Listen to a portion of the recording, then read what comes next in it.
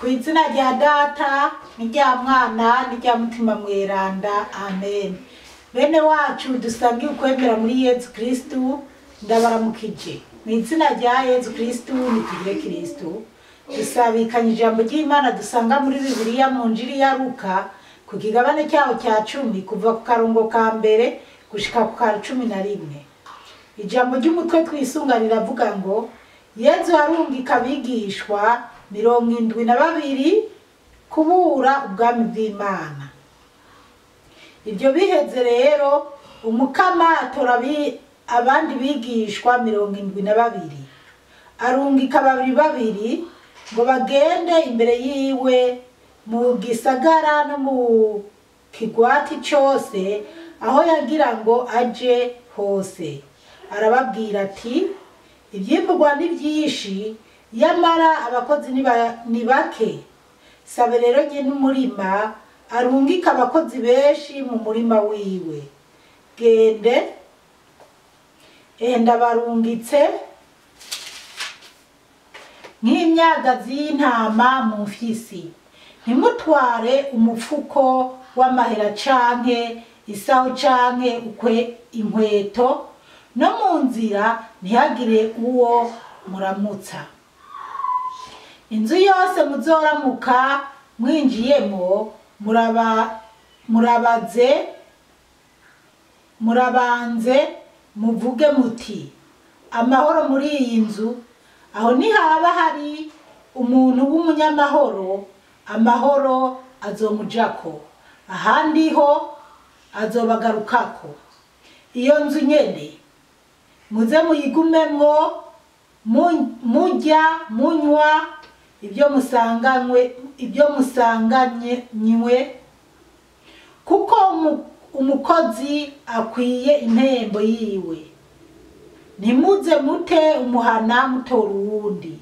Igisagara cyose muzokwinjiramwo bakabazimana, murarya ibyo babazimanye, kandi muhakirize abagwaye, mubabwire muti ubwami bw'Imana buri hafi yanyu. Nayo igisagara cyose muzokwinjiramwo ntibabazimane, murace muhava mugeze ku nama muvuge muti ni inkungugu twanduye mu gisagara canyu turayibakunkumuriyeko. Yamara mubimenye ubwami bw'Imana buri hafi. Bene wacu muri Yezu Kristu, iri ni ijambo ry'Imana. Dushimye Imana. Bana b'Imana, turazirikana iyi nkuru nziza iri mu Njiri ya Luka. Ijambo ry'umutwe twisunga riravuga ngo Yezu arungika abigishwa 72 kubura ubwami bw'Imana. Yezu arungika abigishwa 72 kubura, kuvuga, gutangaza inkuru nziza. Abantu benshi bazi cyane abigishwa 12 harimo na Yuda yahavuye agurisha Yezu. Ababigishwa bandi 72 nasanze hariho abantu batabazi, kuko hari igihe twigeze kuba duriko turaharira n'abantu batumva iby'ababigishwa tizana Bibiliya ndabereka aho byanditse. Rero ariko abigishwa 12 barazwi cyane. Rero mwumve ko Yezu hariho abandi bigishwa yagenda bararungika mu yandi magurupe. Reka tubandanye twumvirize akarongo ka mbere kavuga ngo ibyo biheze rero umukama atora abandi bigishwa 72. Ugiye haruguru niho usoma ibijyanye no gukurikira Yezu, ko woheba byose ugakurikira Yezu. Rero ibyo yari karavugana n'abigishwa biwe n'abamukurikirana biheze, niho rero batubwira ukuntu yaciye atora abandi bigishwa. Yatoye abigishwa 72 arungika 2 ngo bagende imbere yiwe mu gisagara no mu kigwati cyose aho yagira ngo aje hose. Abo bigishwa 72 Yezu yabarungitse ngo bagendere imbere yiwe, bagenda mu bigwati hirya no hino, bagenda baratangaza inkuru nziza. Rero hari naho Yezu yashika, bo baramaze gutangaza inkuru nziza ya Yezu Kristo, baramaze gutangaza ko bafise manager akomeye cyane se master akomeye. Rero urumva ko bagendera imbere ya Yezu, hari aho Yezu yagera barahageze, noneho Yezu akaba mbese baramaze kumenya Yezu. Turabandanya, arababwira ati ibyimburwa ni byinshi, yamara abakozi ni bake. Sabe rero nyene umurima arungike abakozi benshi mu murima wiwe. Yezu Kristo aranabwira abo bigishwa yarungitse babiri abo 72 akanabarungika babiri, arababwira ati rero ibyimburwa ni byinshi, abakozi ni bakeya. Birumvikana ko bari abakozi 12 bakunda kuba bari kumwe na Yezu, ntabwo bari gukwira ibisagara byose.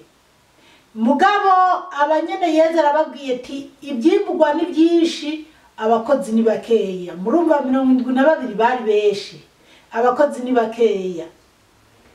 Ariko Yezu arababwira ati sabanye n'umurima arungika abakozi benshi. Yezu rero ababwira ati komeza musenge, nkaho yababwira ati munsabe nkomeze ntora abandi abakozi babe benshi, kuko ibyimburwa ni byinshi cyane ariko abakozi ni bake. Cyo gituma n'uyu munsi dusaba Yezu ngo arungike atora ababikwiye babandanye gukwiza inkuru nziza. Nicyo gituma Yezu atora abapasitori, agatora abapadiri, agatora no muri babandi bataciye no ku ntebe y'ishure batanazwi, harimo na jewe, akadutora akadusiga amavuta ati genda bana banje mukwiza inkuru nziza. Ubwo rero Yezu arabandanya gutora abakozi. Rero naramenyereye cyane kuvuga wumva wovuga haleluya, ariko ubu ndiko ndavuga ndiko nategura iri jambo ry'Imana. Ni kuwa gatatu twatanguye karema. Rero ku bakristo gatolika bemera Imana by'ukuri, bemera kera bavuga ngo igarure kandi wemera inkuru nziza, canke se ngo wavuye mu ivu uzosubira mu ivu. Rero niyo mpamvu mu gihe cy'ikarema ntabwo dukunze kuvuga haleluya cyane, kuko turazi karema ikivuga iminsi 40 Yezu yamaze ageragezwa. Hari n'abatazi kivuga kuko ciye nibuka ko hari abo twamye tubivuga ntako batabyumva batanavyerekwa, ariko nta uyobewe ingene Yezu yamaze iminsi 40 yisunzesheje ariko aragwana na Satani kandi akayitsinda. Murabizi iminsi 40 iheze ingene Satani yamujanye ku gisengero hejuru.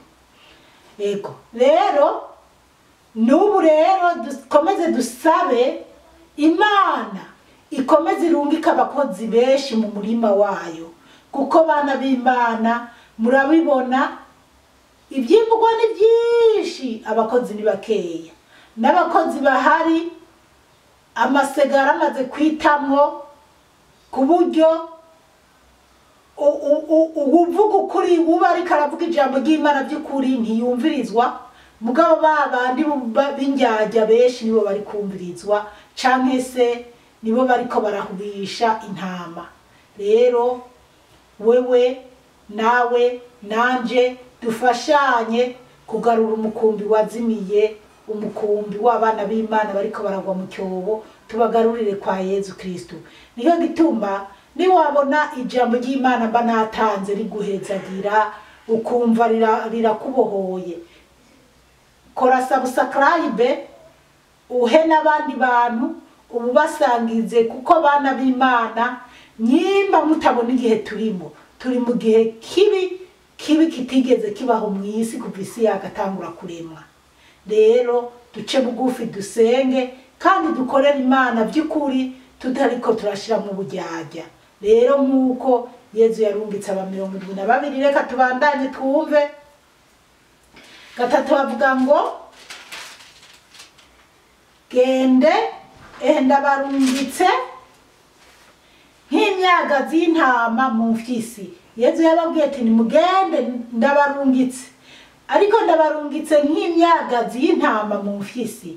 Murumva abana b'Imana, imyagazi y'intama murazi ngene imeze, ifyisi nayo murazi ngene imeze. Muribuka hari igisomwa twaratwize kw'ishure ukuntu ifyisi yagiye gutonganya Imana ngo ivuga ati Imana yayihaye igitsembetsembe kibi.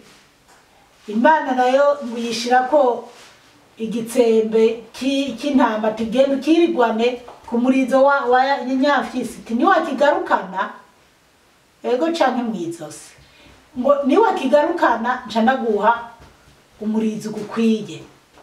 Mugabo kirihangana kiva imbere y'Imana, iyo fyisi irihangana, ariko yegeye imbere byanka mu nda itangura kuzirigata uturaso twakorotse, hanyuma yanduruka cya gitsembe irakihereza iciza kuyerera mu ishamba ngo irondere ibindi bikoko yohohotera ige.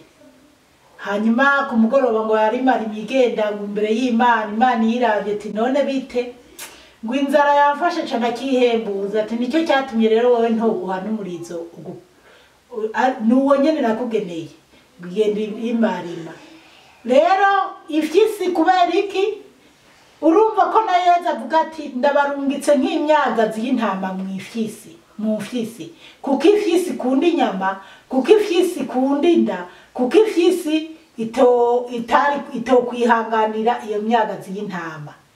Rero abakozi b'Imana by'ukuri usanga dufise ingorane z'abatuvuga nabi, z'abatwanka, z'abadutoteza. Hari n'abandi mu bindi bihugu bitandukanye abakozi b'Imana by'ukuri bicwa.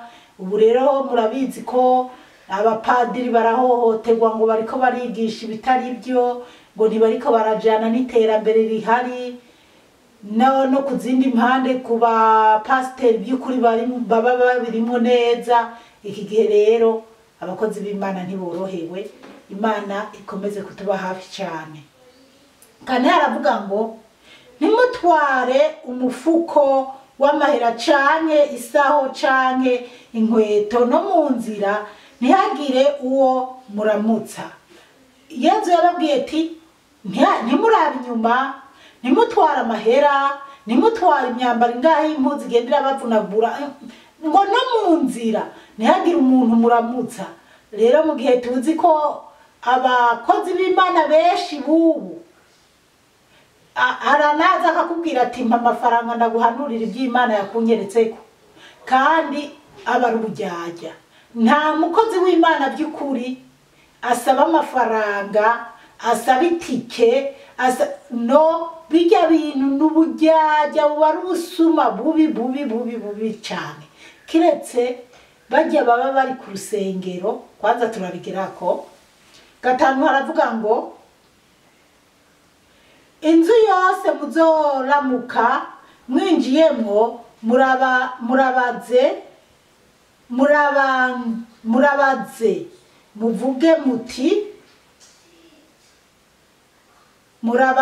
muvuge muti amahoro muri iyi nzu. Umukozi w'Imana by'ukuri, umuntu w'Imana by'ukuri aramutsa amahoro muri urwo rugo, muri uwo muryango. Gatandatu, aho nihaba hariho umuntu w'umunyamahoro, amahoro azomujako, ahandi ho azobagarukako.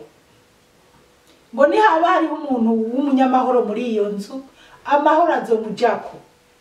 Kujya abapatiri baza mu nzu zacu, cyane kujya tuba turi kuyisengera abapatiri bakaduha amahoro, iyo hari mu muntu w'umunyamahoro by'ukuri amahoro aramujako, kandi umuntu w'umunyamahoro ataha yuzuye amahoro. Jewe hari igihe nahora ngenda gusenga, hanyuma padiri agatanga umuhezagiro hajya dutashe, nkumva nahembutse, nkumva ntashe neza. N'ubu keshi iyo ndi mu rusengero padiri atanga imihezagiro, nkumva umutima wanje urugurutse, nkumva amahoro. Ariko hari n'ibindi bihe nabayemo padiri yatanga amahoro, numva umutima ufyininye nyene, ari bya bindi byo kumara umwanya canke ukagenda mu rusengero padiri agasigura atawoja ku muryango ati mbega wumvise iki wishure na kimwe. Imana yo mwijuru idutabare cyane. Ariko muyo hari umuntu w'umunyamahoro mwiyo nzu, amahoro aramujako. Iyo ata mahoro uwo muntu akwiye naho, ayo mahoro ntayaronka, ntamujako, aca yigumira kuri padiri canke ku mukozi w'Imana ariko aratanga ayo mahoro, canke ku mupasiteri ariko aratanga ayo mahoro, niyo we aca yigumirako.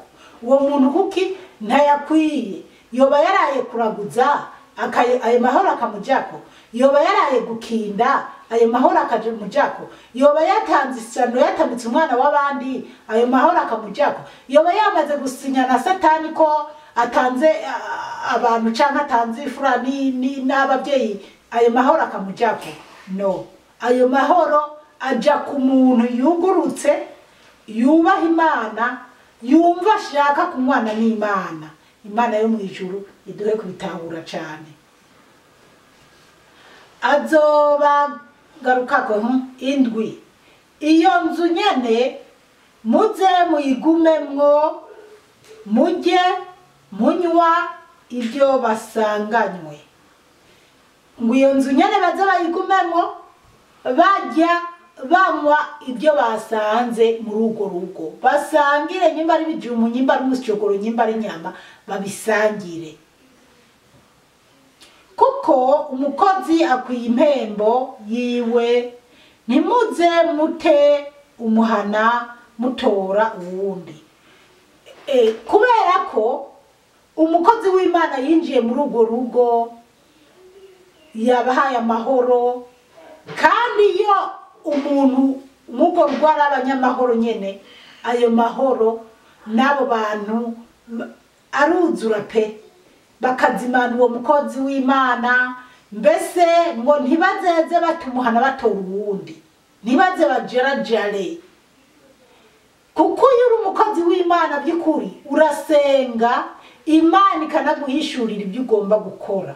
Kuko hariho ibintu bana b'Imana umuntu atokwishoboza, umukozi w'Imana by'ukuri atari kumwe n'Imana, hari ibintu byinshi atokwishoboza, kuko uraremerwa n'ibintu bitandukanye.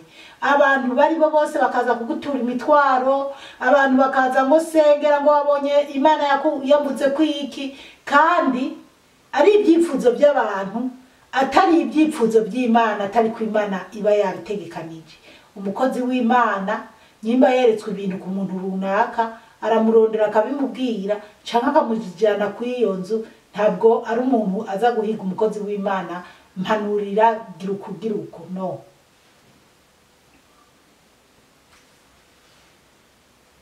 Umunani haravuga ngo igisagara cyose muzokwinjiramwo bakabazimana, murajya ibyo babazimanye.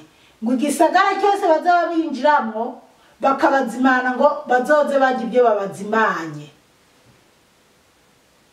Kandi muhakirize abagwayi, mubabwire muti ubwami bw'Imana buri hafi yanyu.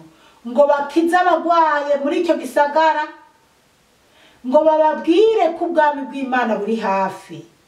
Bana b'Imana bababwire ko ubwami bw'Imana buri hafi, bakize abagwaye. Muri ibi bihe turimo, kubera kwizera kuke, urashobora no gusengera umuntu ntiyizere ibyo uri kuramubwira, canke atizeye ntakire. Umuntu akumva ati nahamagaye Zipora ngo asengere mugabo sinakize. Apuna havuga ngo ni umukozi w'Imana, nta mukozi w'Imana. Ariko bana b'Imana, umuntu akira kubera kwizera afise. Kandi naho umuntu atokira ashobora no gupfa mugagapfa yizeye kugira agende muri paratizo, agende ahantu heza. Cumi aravuga ngo nayo igisagara cyose muzokwinjiramwo ntibabazimane, murace muhava mugeze ku nama muvuge muti niyi nkungugu twanduye mu gisagara canyu turayiba kunkumuriyeko. Rero mu gisagara bazokwinjiramwo ntibabazimane, ntibabagaburire, ntibabafate neza, ngo bazohenge, ngo bazoce bahava bagende ku nama bahagarare, hanyuma ngo bace bikunkumura ngo urumva ni ukuvuga urazi bana b'Imana hari igihe uja ahantu n'intumbi ikakujako n'iki, ngo rero nyimba intumo yakugiye ku mpuzu ikakuja mu mutwe ni ugukunkumura ku maguru, ni ugukunkumura ati ni intumo yanyu nimuyisigarane. Mu yindi mvugo ngo ubana na suneba ugasuneba nkawe. Nyimba bagiye mu gisagara cy'abantu basenga ibigirwamana, basenga satani, basenga ibidayimoni, rero bakababwira bakabona ntibashaka kumva, ntibaze bahagume, baze bahave bavuge, basenge, hanyuma bigire bavuge ati amaraso yanyu ntazoduhame. Kubera iki? Kubera ko base kumva ijambo ry'Imana. Hanyuma murazi kandi hariho abakozi b'Imana batangura n'abakozi b'Imana by'ukuri, mugabo bagera ahantu hari abapagani, bagaca babona ibihabera canke babona amafaranga abandi batunze, bagata ibyo gukorera Imana bakigira mu butunzi bw'isi. Murabizi hariho abantu bari abapatiri bataye iby'ubupatiri baza kwikorera amafaranga, baza kuba abadandaji. Hariho abapasiteri babita bakaja kwigira mu by'isi, kwikorera amafaranga canke bakaja mu by'isi. Hari n'abari abapasiteri basidutse ngo bagiye za Nigeria n'ahandi guhiga ubutunzi, ngo guhiga ya mavuta yo kugira bamamare. Ibyo byose rero bigaterwa n'iki? Nukuba wagiye muri barya abantu batizera, kuko n'ijambo ry'Imana riratubuza kwicarana n'abacokoranyi canke abantu batari beza. Rero hari igihe uraba abantu canke umuntu wabona ntari kukumva canke ni muri ko murahuza, ahubwo wowe ariko aragukwega. Ce nibuka umuntu munzi w'umukristu yari twari ahantu turiko turaganira ibintu nyene, yavuga ati bamuzana abandi bana, abasore, abakiri bato baze muri kwaya, baje bigenda ukunuko mubazane ku Mana. Hanyuma ati raba abiwacu barabatwara bakabajana muri bya bintu byabo, atariko mweho kuki mutazana namwe ngo muze murakurayo bariya bamaze kuzimira ngo bagaruke. Ibyo ndabivuze kubera ko nko muri ibi bihugu biteye imbere usanga bari abasore, abari abakobwa, abantu bari abantu bubaha Imana, barabitaye bagenda muri bya bintu by'abafirimaso. Benshi hari n'abamaze kubipfiramo, benshi bamaze kubipfiramo. Rero bakwezwe n'abandi bandi.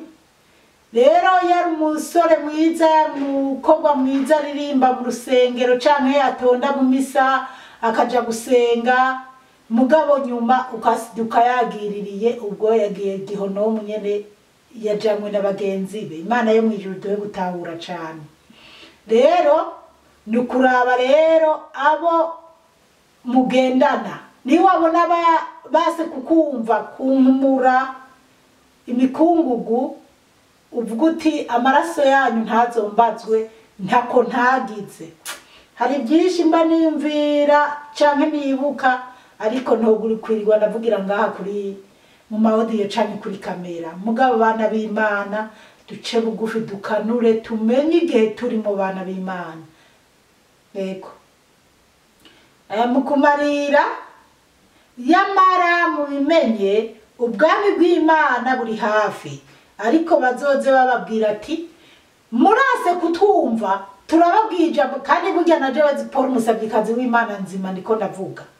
Nyimba umuntu yase kunyumva mubimenye neza araho abantu bashobora kumviriza bakangwa ni naka bagafuta canke ntibabyumvirize.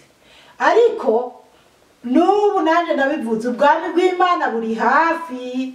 Abantu bariko barafinata muri iki gihe ubwami bw'Imana buri hafi. Bana b'Imana dukanure dukomere dusenge. Niba mubona ubutumwa bwiza bwuhezagira ukumva hari abantu ugomba kurokora kora subscribe ukozize ko video uzoza urayibona kandi uzuraha abandi kugira tugarure beshi mubazimiye bagaruke kuri Yezu Kristo. Ubwami bw'Imana buri hafi bana b'Imana. Umwanya wari wo wose Yezu yo kubita inzamba. Abahinga nabo ngo isaha yo kurimbuka kw'isi ngo iri kuri 5:59 n'amasegonda 90 kubera izi ntambara ziri hirya no hino mw'isi. Ibyo nabyo tuzongera tubivuge ko odiri kwihuta.